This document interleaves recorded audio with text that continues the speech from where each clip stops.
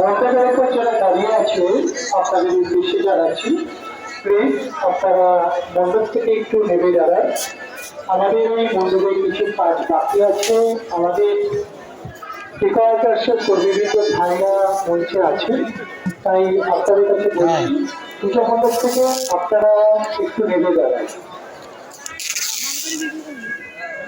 দাঁড়া দাঁড়া, এক হাতে ব্যাগ ধরো।